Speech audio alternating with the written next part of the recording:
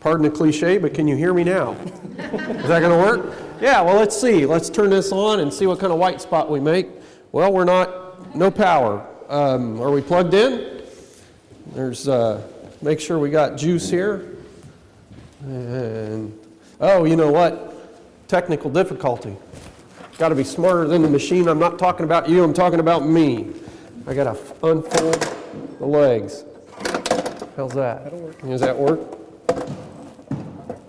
It's God's sense of humor. There you go. Here you go. All right.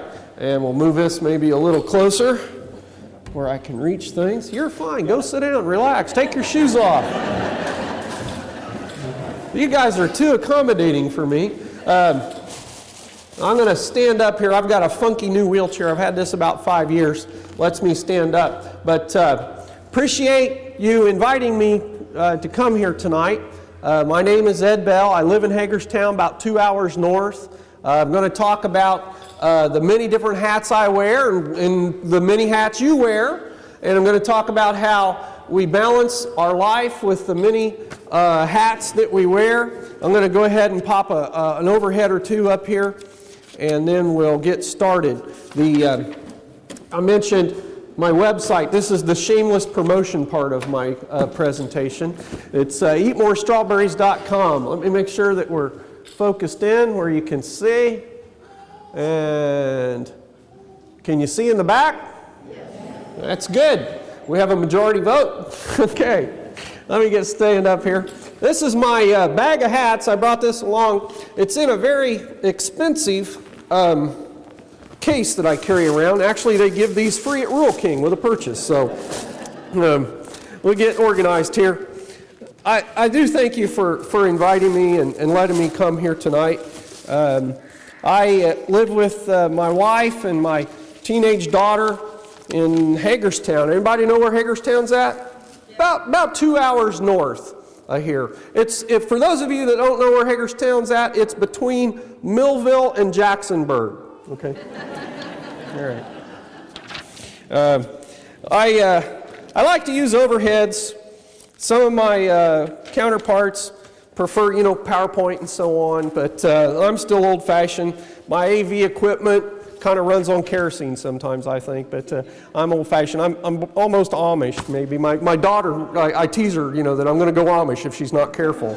So, I want to talk about balancing life with the many different hats that you wear. But before we do that, I want to spend a little time and talk about who I am. So you get an understanding of who I am and what I do. I am a farmer. I've always been a farmer. I've been a farmer really all my life. My parents bought the farm in 1969. And I was 7 years old. I've lived on the same farm since that time. My wife and I bought the farm in 1987. I've lived, in the same spot since I was 7 years old. In fact, it was my business plan: if you stay home long enough, your parents will leave. And that has always worked for me. But I used to tell that and just laugh myself. And now I'm looking at my daughter thinking, that's not so funny anymore.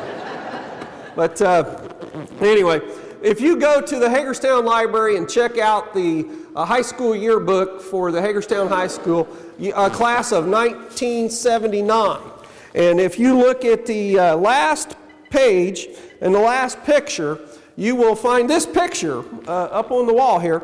That is a picture of me on my International 560 tractor. And I'm real proud of that picture. I took a lot of kidding when they put that in the yearbook. All my friends knew I was going to be a farmer. I was pig farming in those days. And my guidance counselor, wanted me to go to college, but I wanted to go to the farm. And the joke was, you're going to be outstanding in your field someday, Ed. But little did we know. I was proud. I overhauled this tractor in shop class, split it in half, took the clutch out of it, put new pistons and sleeves and rings in. Really didn't know anything about mechanics until I took shop class. I was so proud when I put the key in the ignition and it fired over on the first time and was able to plow. And it's proof this was after I overhauled it, so it did work. But I've always been a farmer, grew up on a farm.